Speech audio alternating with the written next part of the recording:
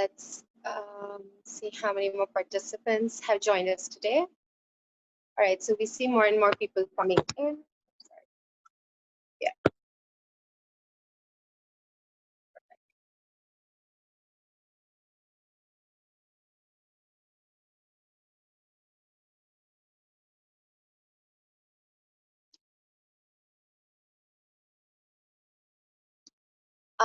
As we are continuing to wait, I would also like to invite you to ask any questions that you feel are coming into your mind, any pressing issues that you have been experiencing. I would invite you to maybe write them out in the chat box. So any comments, any questions, please feel free to add them on the chat window, and we will try to incorporate as many as we can as the conversation moves forward.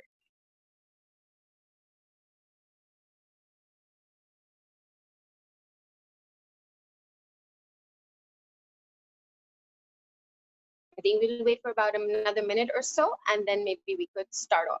Yeah.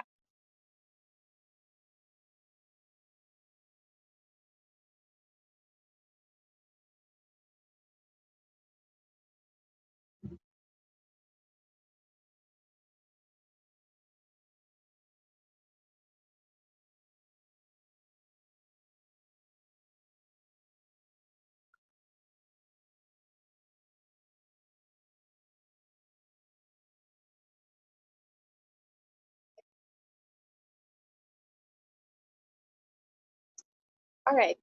So I guess we can maybe begin. Would you like to begin now? I guess for all our panelists, I think let's start off, and then as we move forward, I think other panelists can keep joining in. All right. So first of all, hello everyone. Thank you for joining us today, and I welcome you and I invite you to one of our series of webinars that we have planned for our parents. This is the third webinar that we have planned in this series. Yesterday, we had one for our senior school, our senior campus.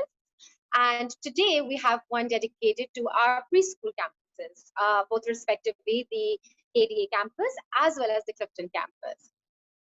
And as you're aware that given the COVID situation and everything that has been going on, we are mindful that these times, these difficult times in this pandemic has taken a toll on the different roles that we've been taking on, the capacity of working from home, working remotely, having school happening from the presence of our own home environments. We are mindful that there are a lot of layers to this situation, and it can definitely take a toll on our mental health, which is why we wanted to organize the series of webinars just to address some pressing issues that we have been observing amongst parents, amongst students, and the impact it has been having on us. And for this particular purpose, I'm hoping that as we move forward with this conversation, some of it really resonates and that you're able to take something away from this talk. Hopefully, we will be having more of such webinars. So if you find this one useful, I'm hoping that you will be joining us for more as well as the new academic year moves forward. We are really excited about this project because we really are passionate about how we can incorporate the mental health of both parents as well as students along with the academics that are moving ahead in the school year. So now I would like to first and foremost take the opportunity to introduce our panelists. So we have three panelists present with us today. The very first one is Ms. Areej Jafrani. Areej is a child and adolescent psychologist and play and sand play therapist. She has been with Bayview High for 2 years now, and she was first the junior school play therapist, and now she is the team lead for our EW department. So all of us are team members of the team she's leading. So yeah, and so hello Areej, welcome. Hi. All right, so the next we have is Ms. Humaira Khurshid. So Ms. Humaira, she's joined us in January for this year. She is our L&D teacher, learning and development teacher at the KDA pre and junior campuses. She helps students who are struggling with academic difficulties in a one-on-one capacity. She is a licensed psychotherapist and counselor in Canada and is also an ABA certified behavioral interventionist. She has extensive experience in working in different countries, including Pakistan, Oman, UAE, and Canada. So welcome, Ms. Humera. A big hello to you as well. And our third panelist is Ms. Birjees Amir. Ms. Birjees is also our learning and development teacher, coordinator at the preschool Clifton campus.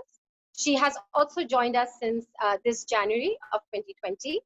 She has been associated with the teaching profession since the last 20 years, and she's a certified dyslexic remedial teacher and has worked previously on math curriculums for pre-primary and primary sections with Kafayat Publishers. And I would be serving in the capacity of the moderator for this esteemed panel.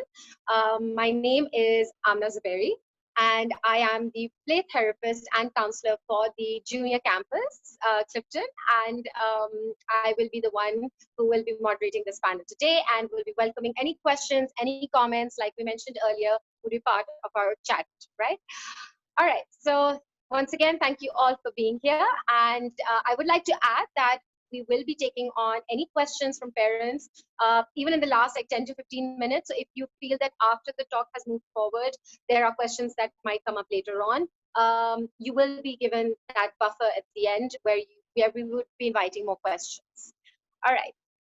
So I think we can kick off with the very first question. Yeah. So my first question would be to Ms. Arij. So Arij, if I could ask you that in your experience, what has been the impact of COVID-19 on parents, and what do we mean by burnout? Thank you, Amna, and thank you to our parents for being here today on a Saturday afternoon. And I hope that you're able to take away some important tips and tricks from us.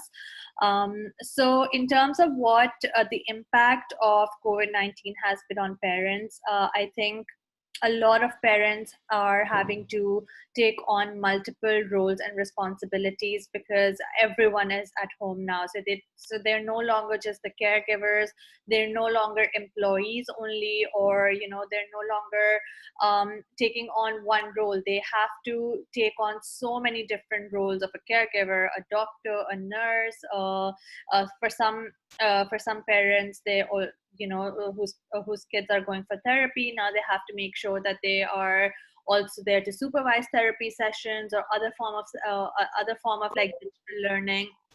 A lot of learning is almost all of the learning is now taking place online, so they have to be there and we're talking about preschool parents, right? So these parents have to be kind of constantly with their kids because they're so young, they're not able to take care of themselves. With the older ones, still you can assign them chores, you can give them some more responsibilities, but for preschoolers that's not so much possible.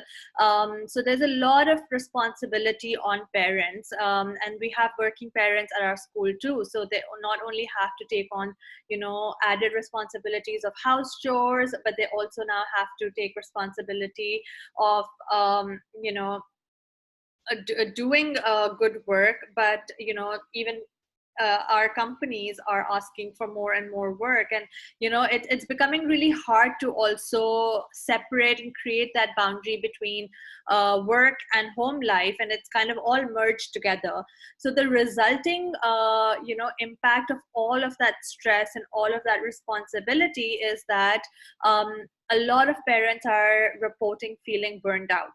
And what does burnout mean? A burnout is a gradual process which basically leads to emotional and physical exhaustion, to the point where the person feels hopeless, powerless. They start losing motivation. They're no longer effective in the work and the daily chores that they're doing. They no longer feel like doing all of this. They start feeling really exhausted. They start feeling fatigue. They start feeling a point of being fed up with everything, and that's leading to a lot of, and then there are associated other feelings with it too, right? Because as a parent, you want to make sure that your kids are well taken care of, they're, you know, being effective learners, but then you are so tired because you have so much responsibility.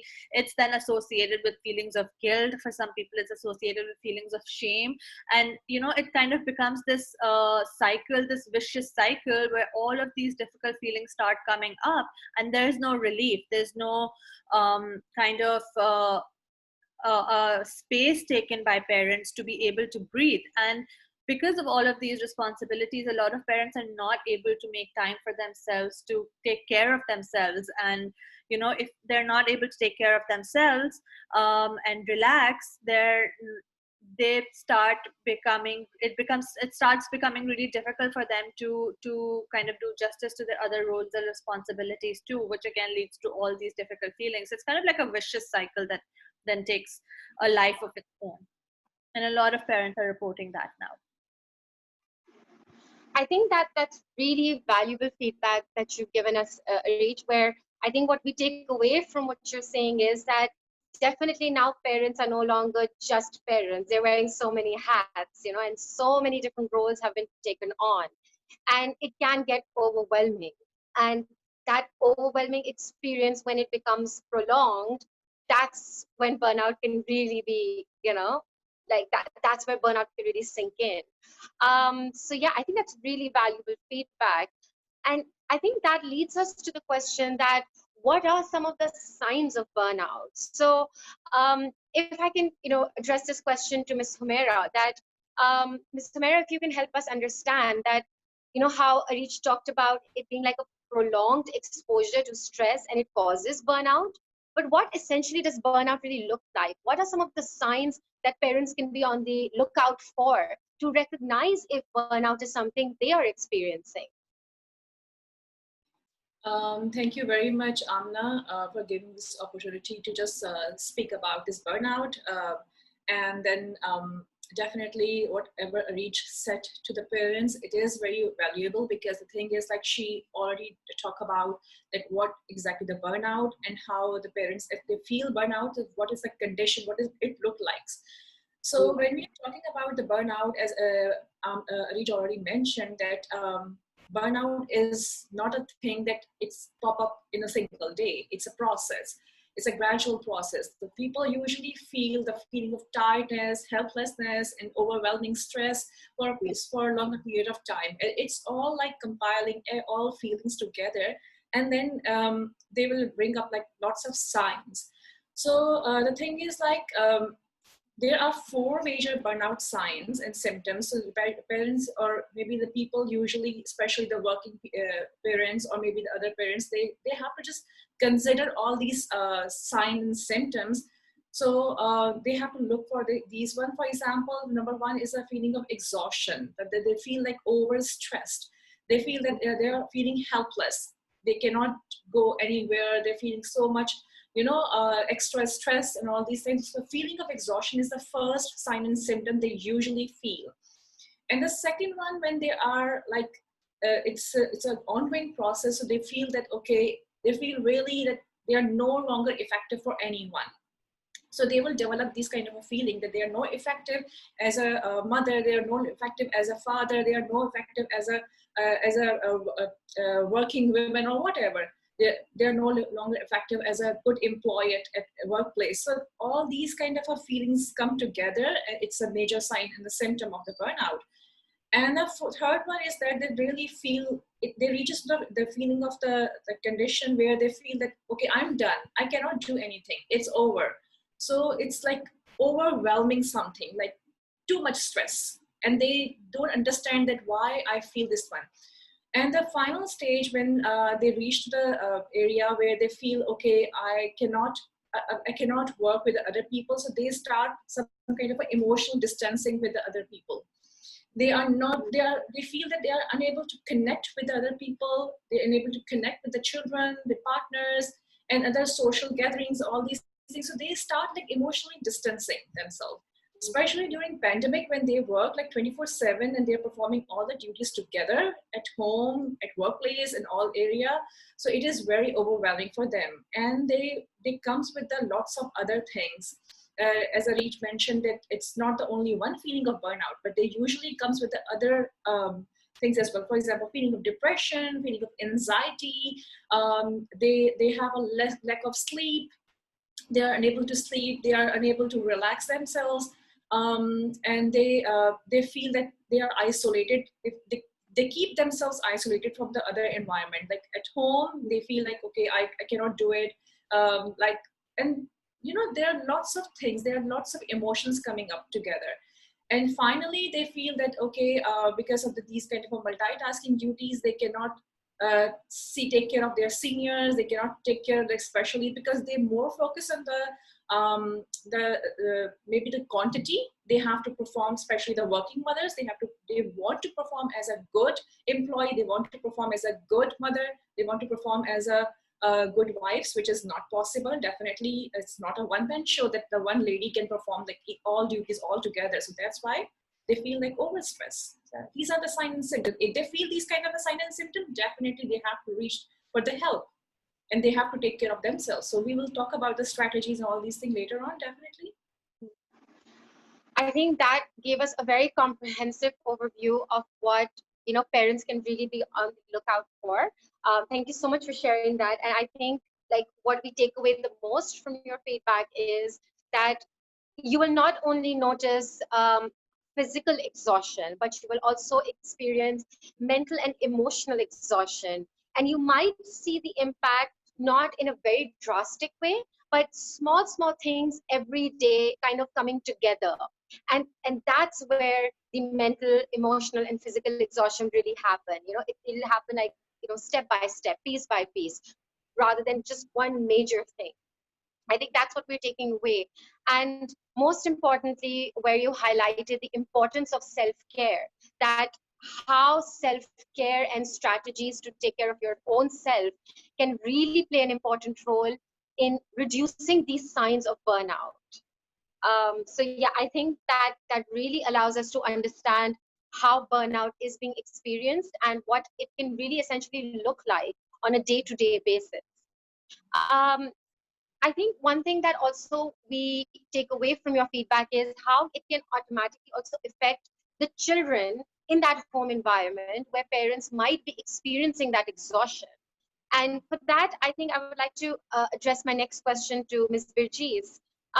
If I can ask you, how do you think, based on all this feedback that we've been receiving about parents' burnout, how do you think that remote learning specifically, in this particular regard, it has impacted parents with such young children?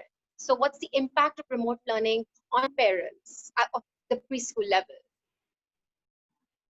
Hello, everyone. Yes, this is a very valid question. And as Areej and Humaira have already mentioned, we are multitasking, constant 24/7, no breaks. Everybody is home. And yes, the signs of burnout are important to recognize and follow it up. One of the things that Humaira mentioned was that they try to disconnect and disassociate themselves.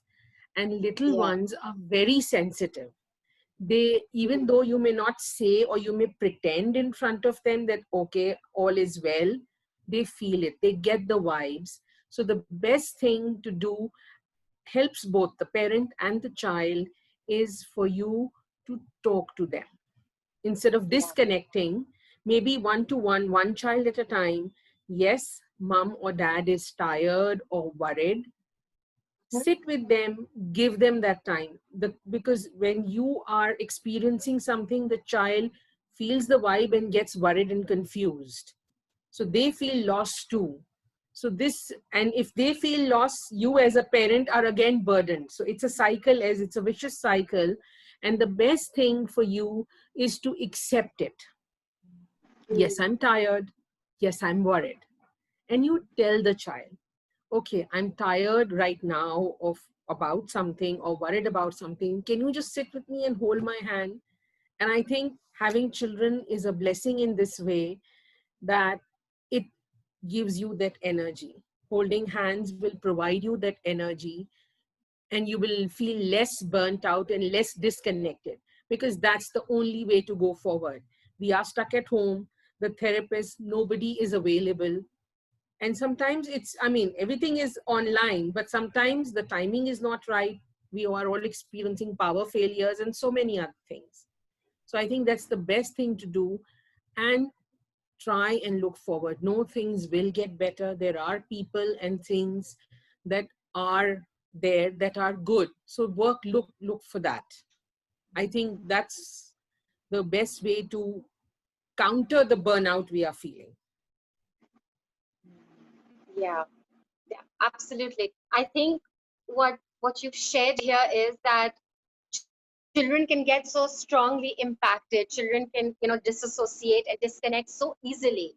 And I think one thing that the parents that you recommend here is that they can do is communicate it with the children, having the opportunity to talk about it, having the opportunity for children to vocalize it to the parents, and for parents to equip them, with that opportunity to just vocalize the emotions that they experience. So I think that's a really important strategy. But if I can ask you that, having for the parents to go through this, understanding that the child is disconnecting, understanding that the child is disassociating or feeling overwhelmed, how does that impact the parents? Seeing the child kind of go through that, having to really try to balance remote learning. How do you think that's impacting the parents directly?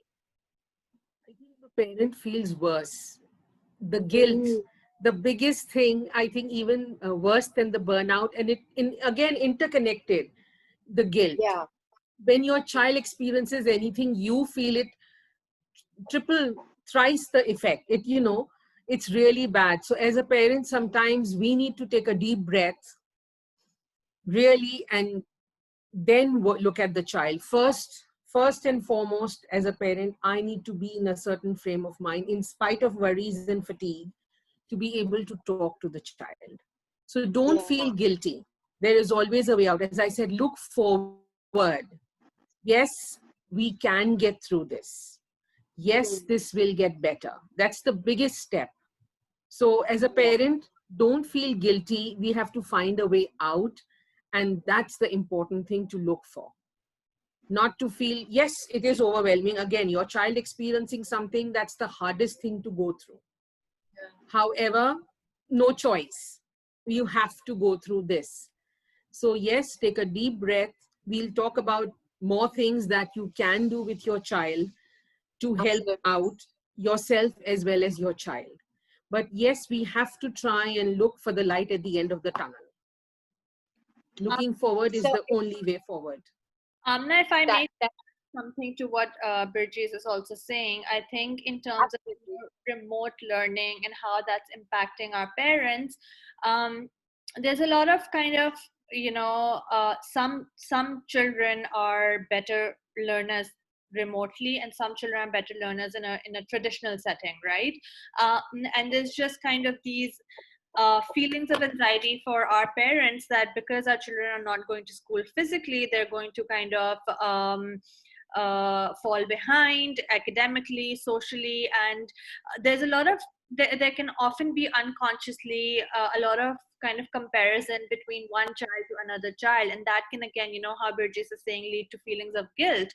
And I think that's an important factor to keep in mind, that it's every child will respond differently to a different setting, and it's okay for that child to kind of respond to their own needs. So as educators, as teachers, as parents, we have to be very mindful and attuned towards the child's needs and towards the child's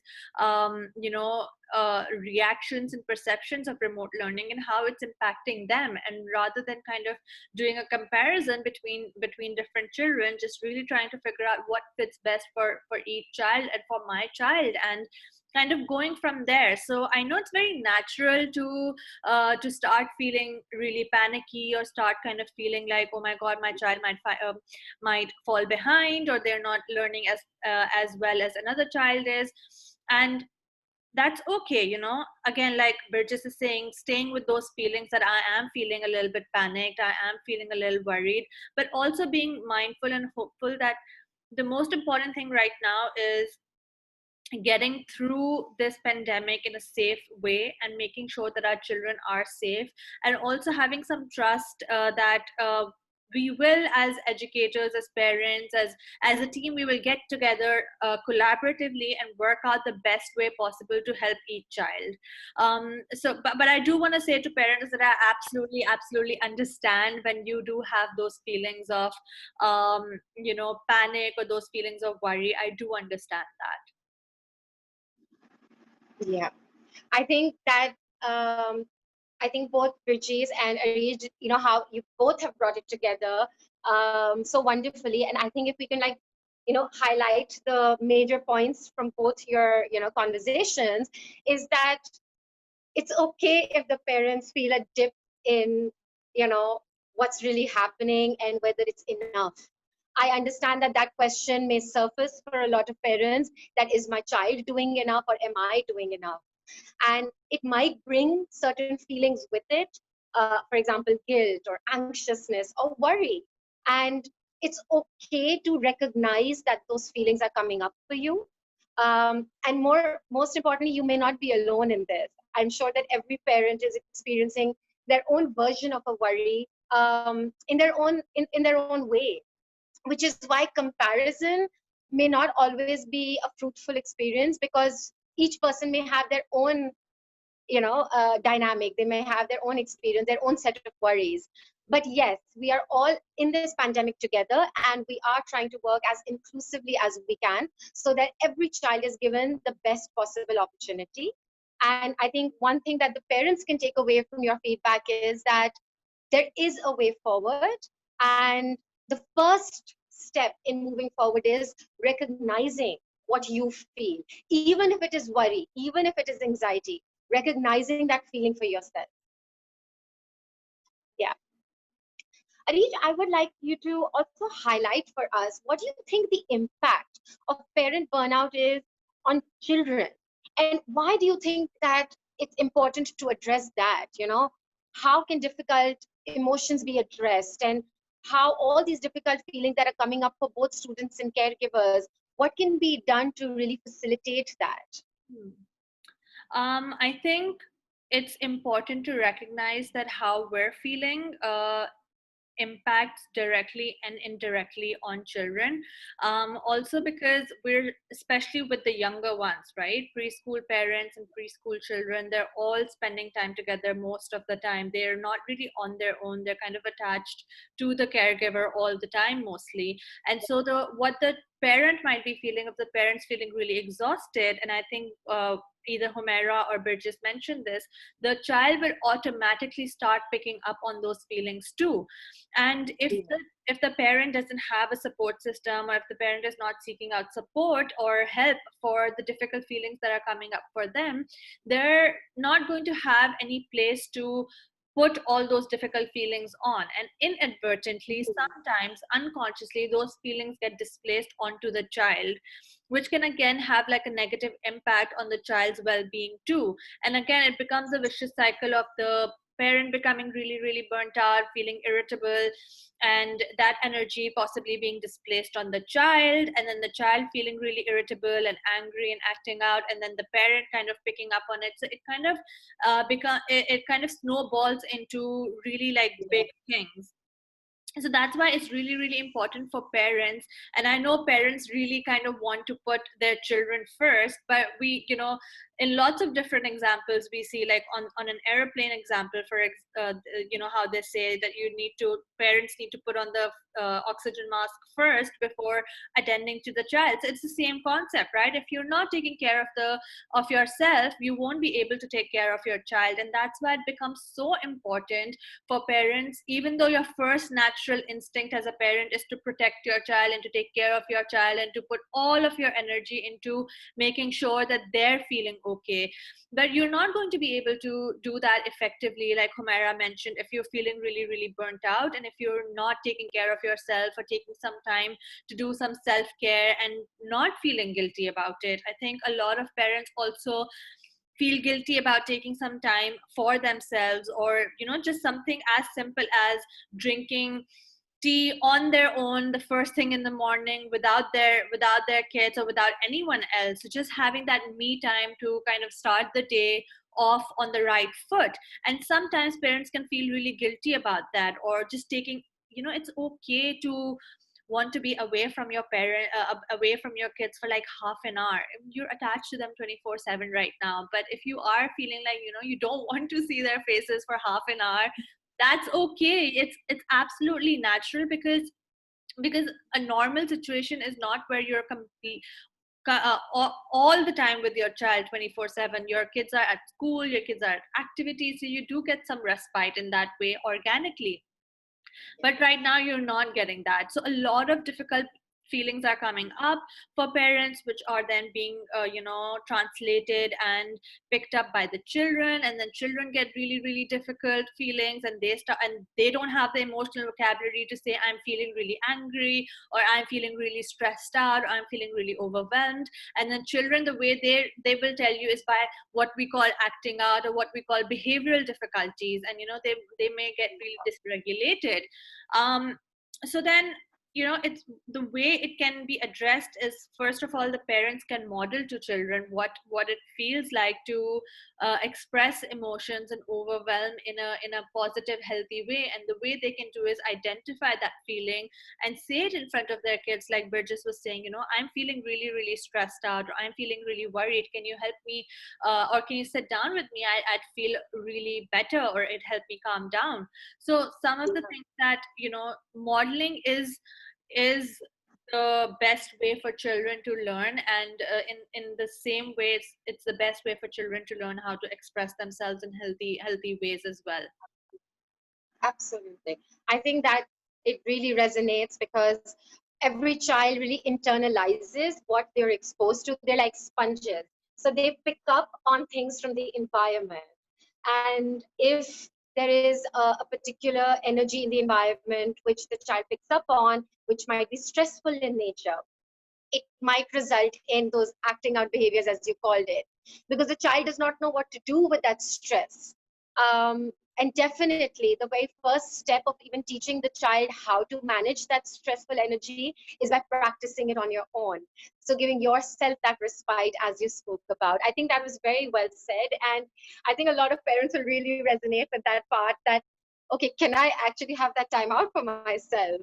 So I think that's a wonderful feedback, because I think parents, they might be thinking it sometimes, but having to hear it from someone else can be very affirming that, okay, it's okay to take out that time. So yeah, thank you so much for sharing that feedback.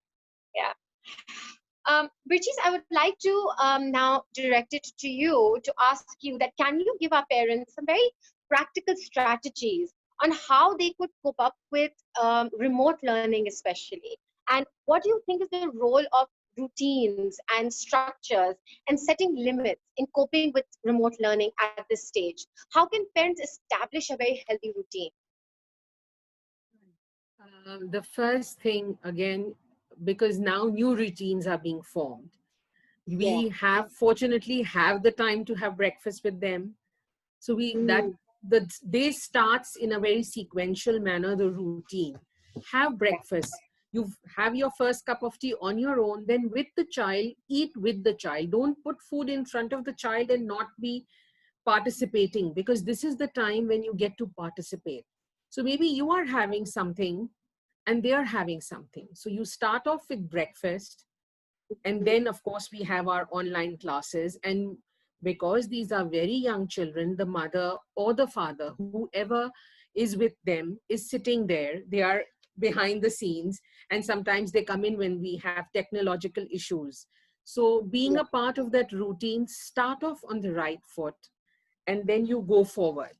Again, talking to the child. And one very important thing, during the day, there should be times when there are no devices. For you also, as well as your child, look, have eye contact, talk to them, and one more very important thing, listen to them. When I'm having my online session, sometimes they're just talking about whatever they're going through. And sometimes it's good to let them vent out, because then that gives me, as a teacher, where to take them, what's happening in their life, and plan accordingly. And that's a wonderful time for the parent also to find out what the child is thinking and how it can be, how the child can be helped to cope with it. So yes, Sure. importance of routine and schedule. Another thing, I know with older ones, we can give them more difficult tasks, but with the little ones, if they're eating a banana, tell them you have to put the peel in the bin. So learning routine, taking care of themselves is all part of the schedule. Mhm. Again, Right. go back to the classes. Make sure that they have a meal before the online classes and then after. So again, a very scheduled routine that will help them understand how to manage themselves better. Choti things, if you're setting up the dining table, a spoon, they can carry that easily. It's not breakable. They can put the spoons for each person on the table. Then pick it up, put your toys back in their place. You know, the Maria Montessori method of everything in its place and a place for everything works at home too. We don't need to be in school for that. So that's Yeah. important. So all of this is part of the child's routine, and most importantly, the bedtime. Again, disconnect with devices. And that's when you are maybe reading a story, or maybe something's happened in the day, somebody's fallen ill or something good's happened, and you sort of wind down during the day. That's equally important. And the last point is we need to learn to use technology for both. They are doing online classes. Similarly, have a time when you as a parent, you watch something, you play with them, be it just toys or a dance or something. You're just simply dancing with them, having fun. So they realize that technology is for entertainment as well as for learning. Just like for the parents, it's for work and relaxing and entertainment. So they need to learn all these basic things, and this is the perfect time in that way for them to be able to get into the habit of understanding this by practically doing it. Hmm. That's the best way. All right. So I think what we've taken away from your valuable feedback is that parents can try to mimic as much of the routine that they used to have before COVID-19 situation, having breakfast, for example, and having it together instead of just putting the meal in front of the child, but making it like it can even be an opportunity to learn. You know how with children, like for example, if the child is having fruits, so asking the child what fruit is this, so sometimes things that the child is learning outside of the home environment, like from the videos from school or from the direct contact with teachers, it can get reiterated with the times that parents spend with the child, talking about colors, textures, anything that they're learning within the class, but also kind of incorporating it as they're having meals together. In that way, the child will get more attuned to learning. That's what I'm really taking away from your feedback. And then giving them responsibilities, attaching responsibilities so that they feel more structure, they feel more holding. Like you gave the example of helping set the table or picking up the dishes. um, and I think another thing that came up for me was if there are parents who have older siblings as well, and how with the younger ones they would have maybe an opportunity to mimic circle time, for example. So if they're doing homework or if they're doing any tasks at home, mimicking similar group-based activities could also be part of what you're describing.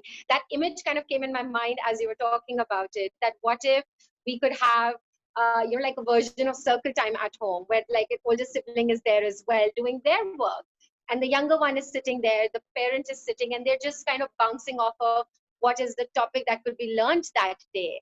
So like a version of school but done in like a home setting, and it could be done playfully as well. Yeah. All right. um so Ms. Hamera, if I can now ask you, there are practical tips directly for parents but related to their burnout.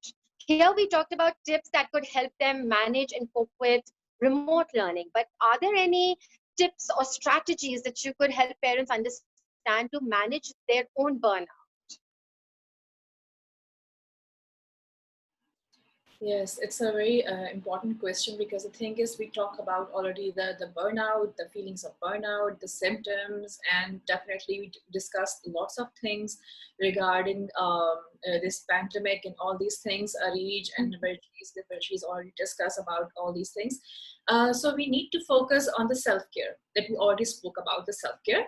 But before talking about the self-care, we need to understand, especially I'm talking about the working mothers, because they have to play a role of as a good employee, as a good mother, as a good partner, as a good definitely just they are just bringing up the more, the qualitative thing. They are just generate something that they are like more very efficient to work as a like all together. It's a superwoman concept.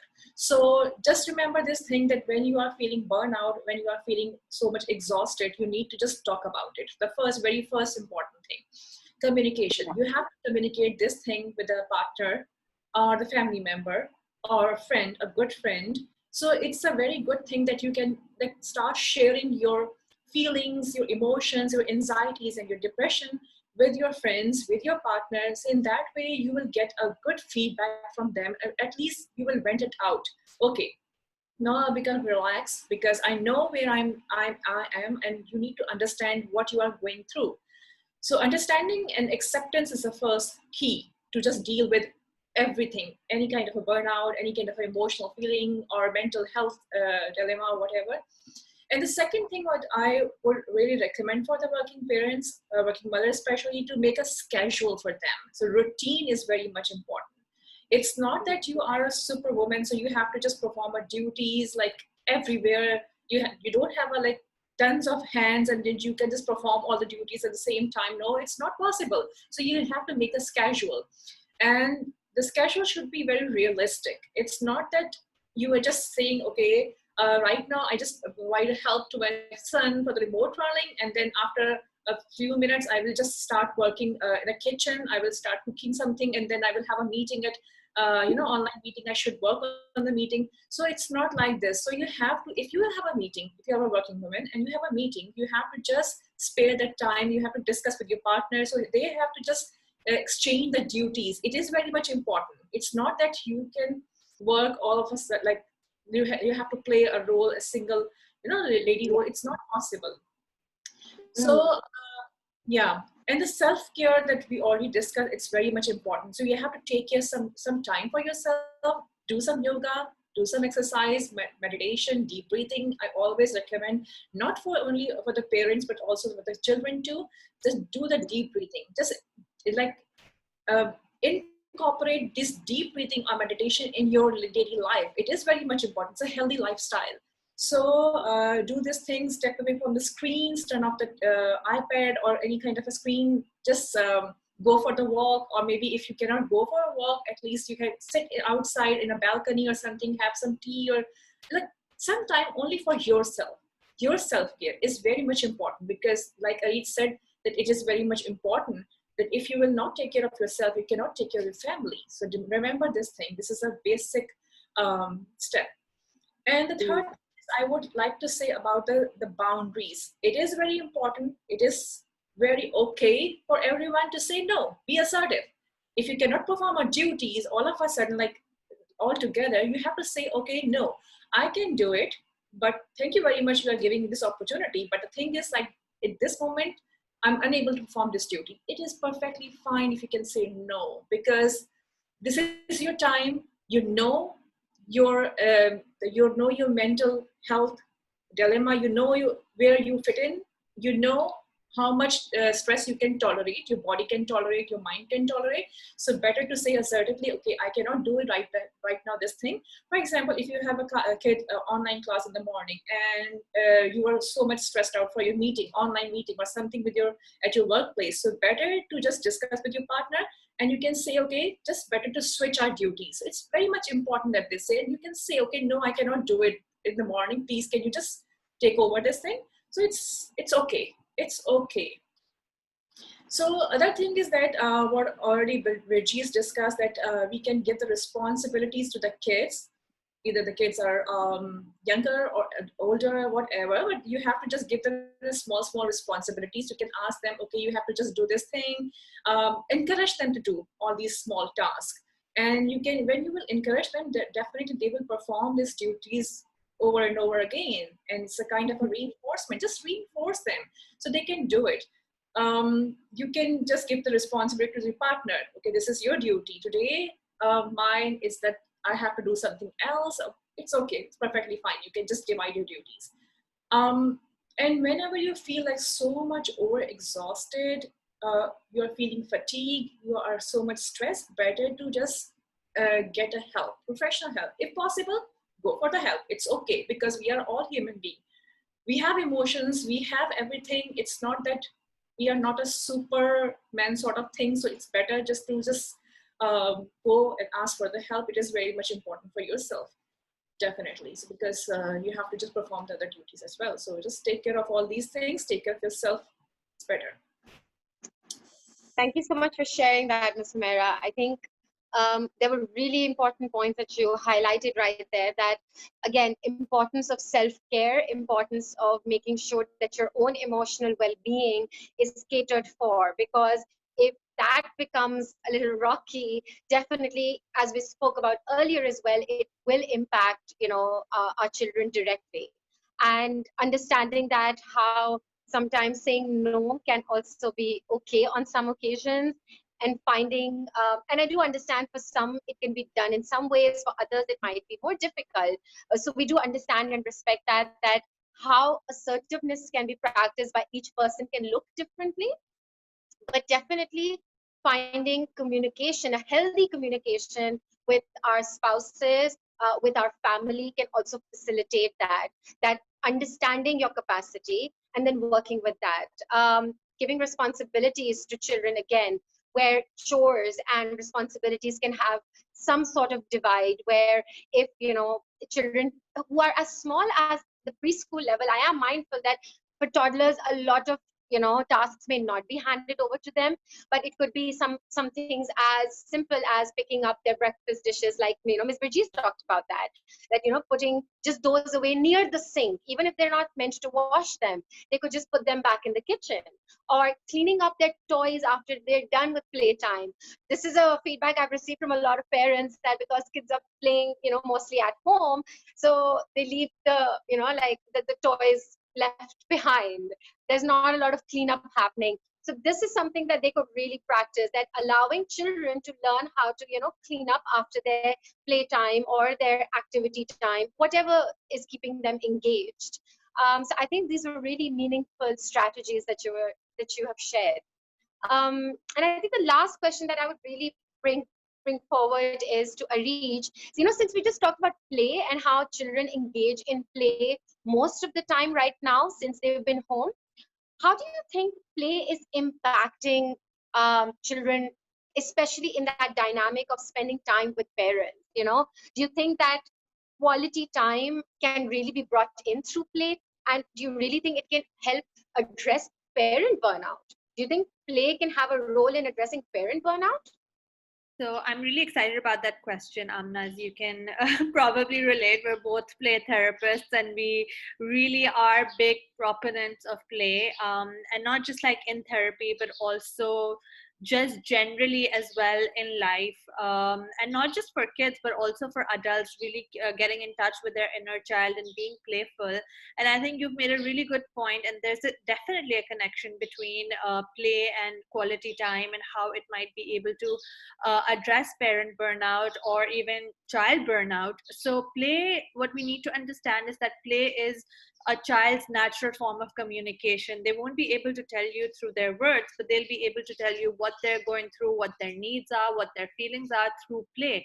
And if we can bring spending time with play, it can be really, really helpful in you understanding and helping you understand how the child is feeling, but also building that connection and that bond. And the play doesn't need to be like fancy. It can be something very, very simple, where you just take the child's lead, whatever toys they have, just use those, and just see where the play goes. It doesn't have to be a goal oriented, or that you have to build like a big art project, or you have to do like some fancy things. It can be very simply doing pretend play, for example. And a lot of research shows that quality time between parents that's in the form of play can be really, really helpful in strengthening the bond between a parent and a child, and that can be really impactful for their own mental, for the parents' own mental health, but also for the child's mental health and well-being, because uh, play is such a natural way of healing, right? When you're kind of going out, or even just like going out in the rain, it gives you that joy. It kind of like just comes from within, right? It's a joy like no other. And if you really watch how parents are playing with children, and the kind of joy that you see in parents and in children, and the joy you see in children is so um it's very infectious. So you're kind of feeding off each other's energies, and you're playing off each other's energies, and that can be truly healing for both the parent and the child. So I think if there's anything that if there's one thing that you should be doing with your child, is spending at least 20, 25, 30 minutes every other day with your child, getting down on the floor and just being goofy and being playful, and just kind of getting in touch with your child, and the child that you've kind of probably been neglecting because of all the roles and responsibilities and all the adulting that you have to do. So and that can be really, really helpful, I think, and be really, really healing. Yeah, I would like to really add something to that, if I may. As like being the play therapist, so this is a topic very close to my heart as well. Based on what Arich has just shared, parents, I think I would want to invite you all to reconnect to your own inner child before you even connect to your child. I don't know if that makes any sense, but like, we all have had that inner child inside of us, but the adulting that Ari just spoke about, sometimes amidst all of that inner child who wants to sometimes be carefree is just, kind of just down there.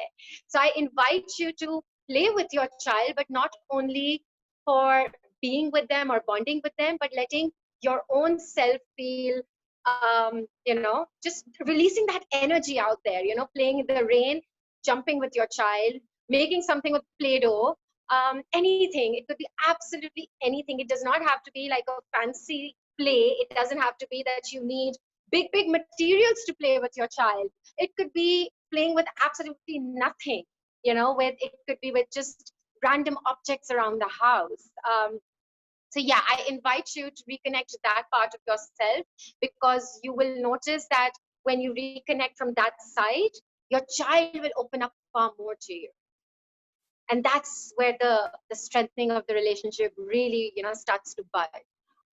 So thank you so much, Ari, for sharing that information. And thank you to all the panelists for sharing valuable expertise on all these different domains that we've talked about. I think we've all taken away some really important learning points, having to understand the importance of listening to our own body when we feel exhausted. And exhaustion also, what type of exhaustion? Is it mental? Is it physical? Is it emotional? Or is it a combination? Is it all happening all at once? Recognizing that, listening to your own self, and then taking care of that self when it feels overwhelmed, finding pockets in that day, be it as minimum as 15 minutes, and not having to feel guilty about taking that time for yourself. And wherever you feel that structure and routines can be brought in to further help you through day-to-day challenges, letting those dynamics also really unfold, because that will give you not only the child structure and learning, but it will give you certain respite as well. And incorporating play to make it more playful. Even learning can be playful. That's what we recognize with preschoolers. Learning is happening playfully. So letting play not only be a moment of fun, but letting it also be the medium of how a child can really learn something big from you, from the teachers, and from their environment. So I have been monitoring the chat just to see if there is any question that may have surfaced. But so far, there were no questions mentioned in the chat. So I would like to see and open the floor if anybody wishes to ask anything to our panelists, any questions, any comments that you might have. So I welcome any of those at this stage. Now there's one question. I think you're because you're on from your phone, you might not be able to see the Q&A box. So I'll just read out the question. Okay, okay. And no worry, I'll keep a lookout at the Q&A box. And if All so, right. Okay. I just want to let our attendees know that there's a chat box where you can put your comments and also your questions in there, but there's also Q&A box where you can put your questions. And there is one Yeah. question here, which is, I have nearly run out of ideas of channelizing my kids' energy. So how do you do that with them? And I guess I'll just very briefly answer this question, and maybe Humaira and Burgess can add some more. And Amna, you feel free to add in as well if you feel like there's something that you want to add in. So I think the important thing to remember is that allowing children to feel bored is okay too, because that's where their creativity fosters, and that's where their problem solving fosters. So you don't necessarily, I don't recommend parents to have everything planned out. You can have structured activities, and that can be, things that you can definitely take a look at Pinterest, and there's going to be lots and lots of activities that you can do. But like we were talking about, just doing free unstructured play, letting them play with their toys, coming up with different ways they can use the toys, coming up with different pretend play scenarios, and that's the best way that children learn, and that's the best way to actually play with a child and allowing a child to play. And if you have a space where they can go outdoors while you're supervising them, then obviously that's also recommended. If you've got a little garden, or if there's a lot of people are now going out to sea view in a socially distancing manner, where they're walking or jogging or cycling, and if that's a possibility, then we'd recommend that you do that as well. And I do realize that for some people, a lot of kids are using screens, and they're using a lot of screens, but also monitoring the screen use. And if there's no other way for you to keep your child occupied while you have stuff to do, and you can't supervise their play or you can't interact with their play, finding different ways of positively using screens. So that could be video calling their friends, or video calling their family or relatives, or finding different kind of games where they can also learn, but also using looking up videos on YouTube that are